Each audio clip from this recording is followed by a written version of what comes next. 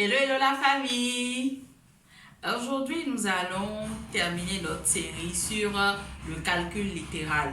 Après avoir parlé des polynômes, après avoir parlé du développement et de la réduction, aujourd'hui, nous allons parler de la factorisation d'expressions littérales.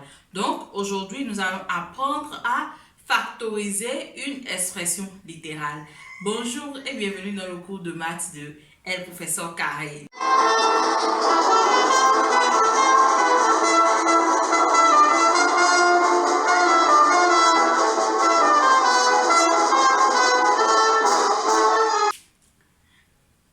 La factorisation, j'aimerais que vous dire une chose, non plutôt deux, disons deux choses.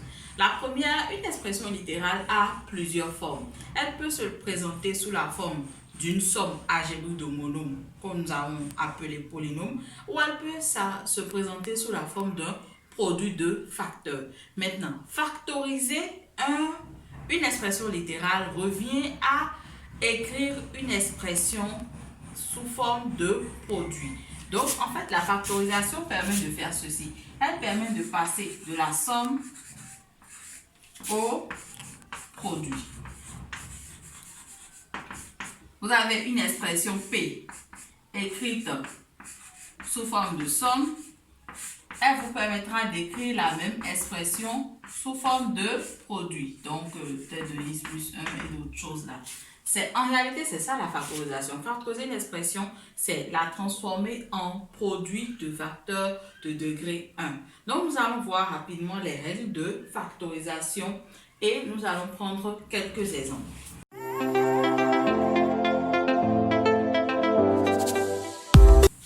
Les règles de factorisation sont les mêmes que les règles de développement. Je m'explique. Pour factoriser, il y a deux moyens. Premièrement, vous pouvez reconnaître la forme développée d'une identité remarquable ou alors vous reconnaissez un facteur commun. Mais tout ça se résume en 4 lois. La première, vous les connaissez, c'est A carré plus B carré. A carré plus 2AB plus B carré.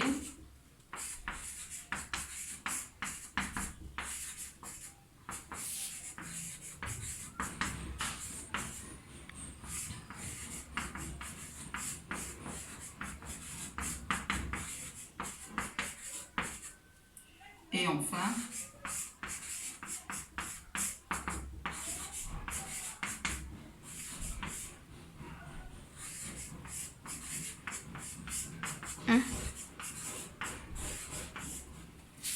une, deux, trois, quatre, cinq. Vous allez reconnaître les 5 lois que je vous ai données dans le dernier épisode, l'épisode passé.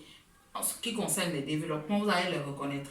En réalité, ce sont exactement ces mêmes lois-là que nous allons factoriser. Mais le truc ici, c'est quoi? C'est que lorsque vous développez une expression, en fait, vous passez de cette forme à celle-là.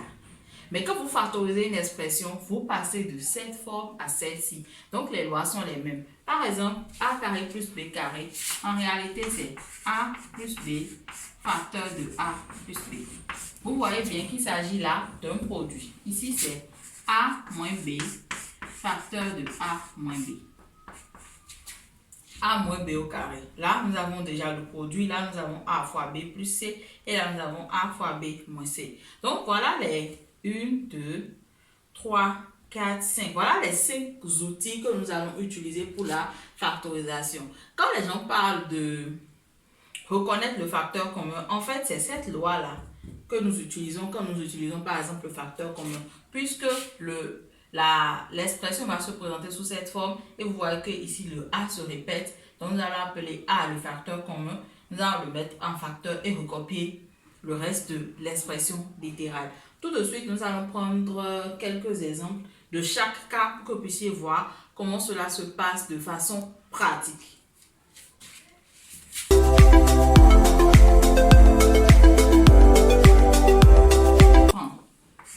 P de A égale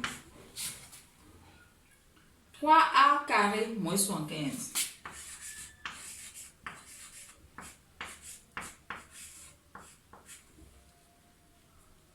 A au carré moins 75. Donc, ici, quand vous avez une expression comme ça, la première question, la première chose que vous devez regarder, c'est est-ce qu'il y a un facteur commun? Ici, par exemple, je ne vois pas vraiment de facteur commun, mais on peut en voir un. Là, par exemple, il y a un facteur commun. Le facteur commun, par exemple, c'est 3. Je vais bien le mettre en évidence pour que vous puissiez le voir. Donc, ça fait, en fait, c'est 3 fois a au carré moins 3 fois 25. Vous voyez? Donc, là, directement, nous pouvons mettre le 3 en facteur. Ça fait 3 facteurs. Ici, là, nous allons utiliser cette formule. AB moins AC égale A facteur de B moins C. Ici, le A, c'est 3. Notre B, c'est A carré. Et notre C, c'est 25. Donc, ça fait A carré moins 25. C'est aussi très simple de le prendre. Lorsque vous avez pris le facteur, vous pouvez faire ça. Et vous prenez le reste. Vous prenez A carré, le signe, et vous prenez le reste. Maintenant, cette factorisation n'est pas finie. Pourquoi? Parce que pour factoriser, il faut obtenir des produits avec des facteurs de degré 1. Ici, nous avons toujours un facteur de degré de A au carré. Donc, nous allons voir s'il n'y a pas un autre outil qu'on peut utiliser. Là, je vois A carré moins 25. Je vais l'écrire de façon plus évidente. Ceci, c'est déjà un carré. Il y a une expression A carré moins B carré qui est A plus B facteur de A moins B. Il y a cette expression qui prend la différence de deux carrés. Donc, je vais voir si le deuxième nombre n'est pas un carré. Ici, je sais que 25 est égal à 5 au carré. Donc, je vais l'écrire sous cette forme. Ça fait A au carré moins 5 au carré. A carré moins B carré. Nous allons prendre simplement la forme factorisée. Ça fait, nous allons prendre ceci, ce qui est à l'intérieur moins, comme là, ça fait A plus 5 facteur de A moins 5. Donc, nous venons d'écrire notre P de A qui était au début une somme sous la forme d'un produit. Vous voyez, nous sommes passés de la somme au produit. Nous pouvons toujours continuer. Nous allons prendre un autre exemple pour pouvoir utiliser une autre identité remarquable. Là, nous avons, je récapitule, là, par exemple, on a utilisé deux identités remarquables. La première, nous avons utilisé le facteur commun qui est 3. Nous avons remarqué que 3 multiplie le premier thème, 3 multiplie le deuxième thème. Donc, on l'a écrit et nous avons mis le facteur commun en facteur et nous avons repris le reste. Ensuite, nous avons utilisé une expression, une identité remarquable, A carré moins B carré, et nous avons trouvé notre factorisation. Nous allons prendre un deuxième exemple.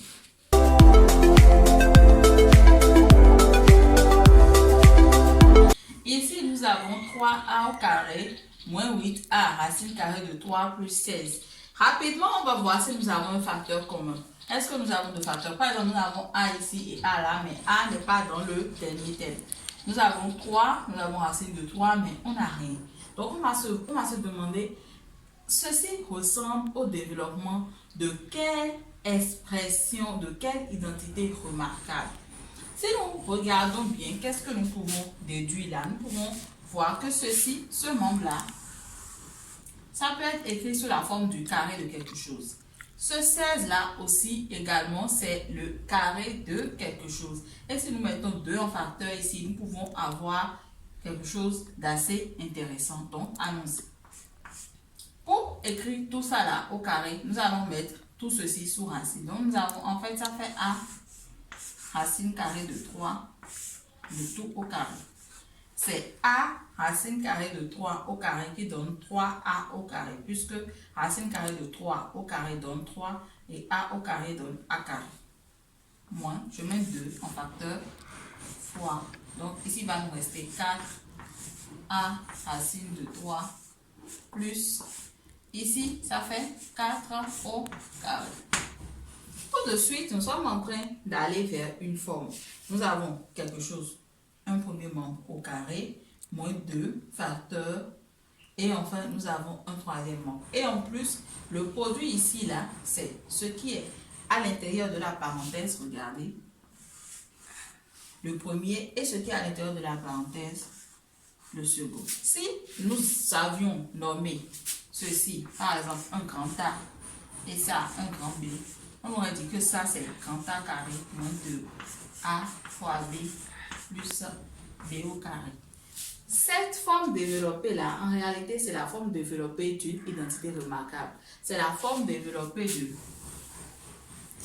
A moins B au carré. Donc, nous allons essayer de deviner ce qui est A et de deviner ce qui est B.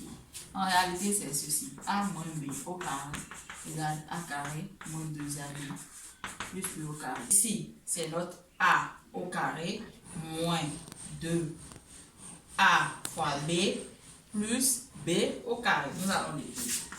Ça fait A racine carrée de 3 moins 4 le tout au carré.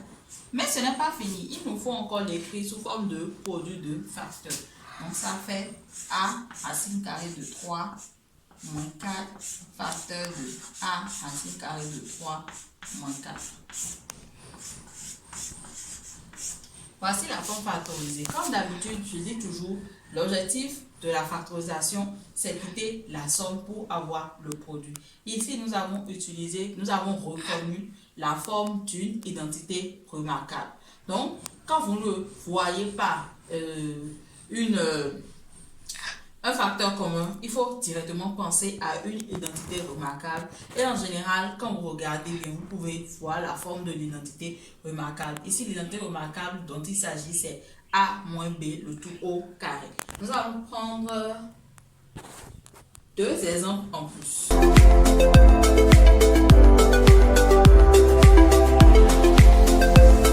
Encore avec une somme et nous voulons aboutir à un produit.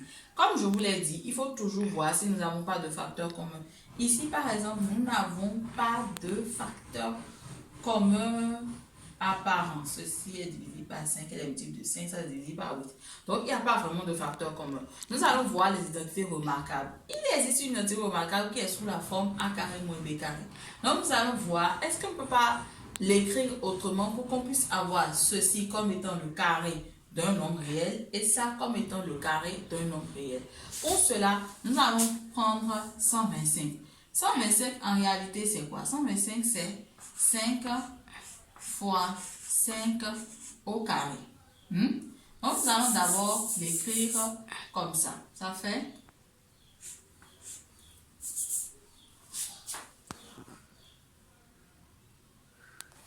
donc, nous allons voir s'il n'y a pas un moyen pour écrire ces nombres réels-là comme étant des carrés. Ce qui pose problème ici, c'est 125 et 8. Mais nous avons un outil qui est vraiment magnifique, c'est la racine carrée. La racine carrée de 125 élevée au carré nous donne 125. Donc, lorsque nous voulons revenir en arrière, il suffit juste d'appliquer la racine carrée à 125 et à 8.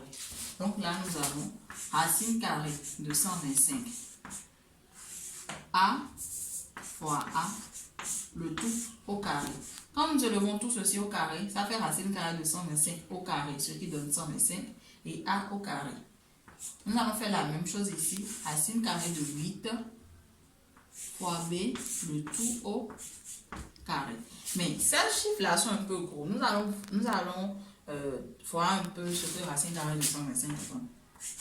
Racine carrée de 125 est égale à racine carrée de 5 fois 5 au carré, ça fait 5 racine de 5. Et racine carrée de 8, ça fait 2 racine de 2.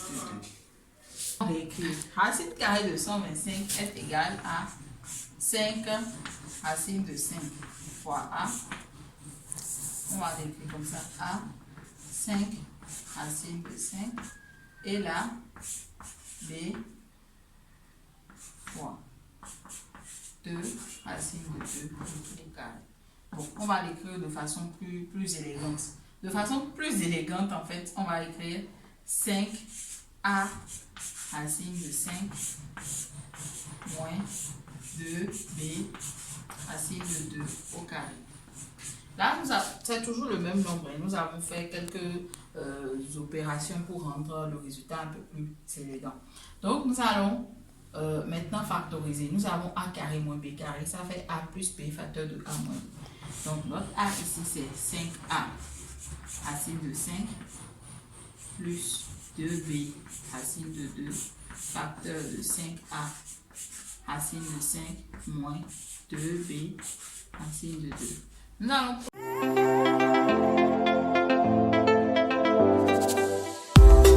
voici notre expression. Nous avons 5 facteur de a facteur de 5 plus racine de 2 moins 5 plus racine de 2.